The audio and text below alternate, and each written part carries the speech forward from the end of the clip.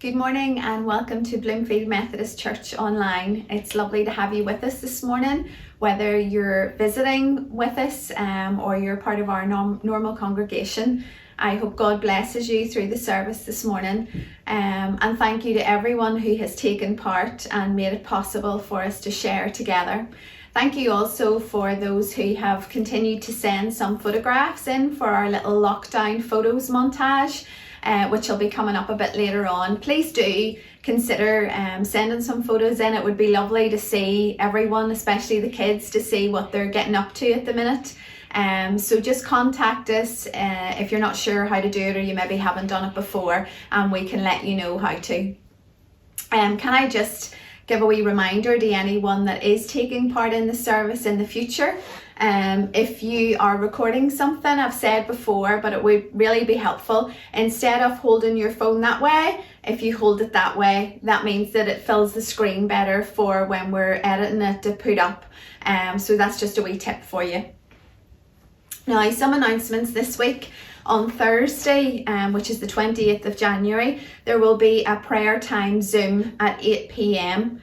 For the Methodist Church in Ireland, and there is a link for registering, which can be found on the Irish Methodist Facebook page, or contact myself. I do have the link if you would like more information about that.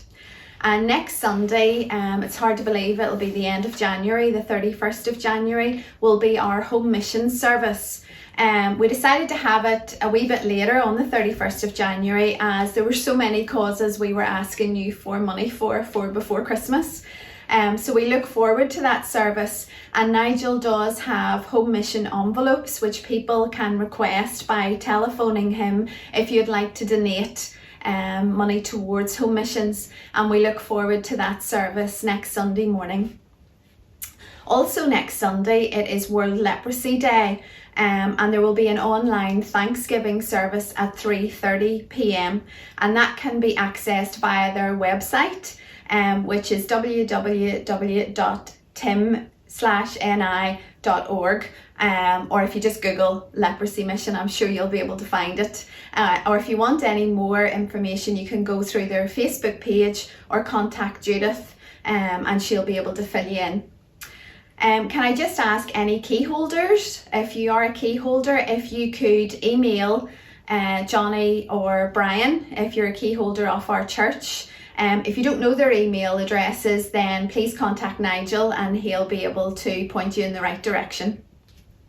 Also a wee note, just a wee heads up in case anyone's interested. The Department of Finance are currently running a small pilot scheme for getting tablets. Now, not the tablets you take, the tablets that you actually do the internet and stuff on, for adults who are vulnerable and isolated. And Tricia brought this to our attention, and we have put a link about it on the Facebook page. It includes loan of a 10-inch tablet and a monthly data allowance, as well as focusing on training from libraries and supporting communities over a period of 6 months. So if you know someone that would maybe be beneficial or helpful to, and you are interested, then contact Tricia and she can point you in the right direction. Or again, it is, as I've said, on the church's Facebook page. So that might be something worth thinking about for someone that you maybe know. It's hard to believe that we are coming towards the end of January and the Christmas has been and gone, but Nigel received a letter of thanks from Belfast Central Mission regarding their toy appeal. So I have a copy of the letter here, so I'll just read some of it out to you. As I always say, you're such a generous church and such a giving church, and none of us do it for thanks, but it is always lovely to be thanks and to be acknowledged. So I'll read some of the letter to you. We all knew that Christmas 2020 was going to be very different to previous years. At one stage we were unsure if we would even be able to hold our annual toy appeal as we had for more than 30 years. However, thanks to the dedication, perseverance and enthusiasm of those involved, plans were put in place with the support of multiple local community groups and organisations, and the appropriate measures introduced to make it as safe and streamlined as possible, with everyone's health as a priority. Conscious that 2020 had been difficult for various reasons for everyone, our next concern was whether we would be able to provide the same number of gifts and toys to families and children around Northern Ireland as we had previously, knowing how many rely on this work to provide that sense of festive cheer at what can be one of the most difficult times of the year for many. We need not have worried. Thanks to the unsurpassed generosity of people who went above and beyond in terms of the sheer volume of gifts that were donated, we were able to distribute more than 3,500 toy and gift packages to those who needed them this Christmas. No baby, child or young person on our books went without. A simple thank you just does not seem sufficient to convey our gratitude and appreciation for what we saw over those 2 weeks in December. We are lost for words, or would use far too many superlatives in trying to describe how humbled we were by the efforts of those that donated, whether financially, with a gift, or of their time as a volunteer.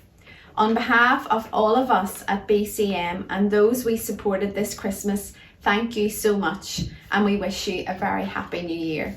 I think that's lovely, especially at the moment, to know that the families were touched by the small effort that we were able to make in these very difficult days. So thank you to everyone that did contribute.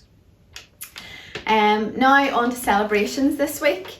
I only have one within church that I'm aware of, but it is also my mum's birthday tomorrow, so happy birthday, Mum. We'll make the best of it for you.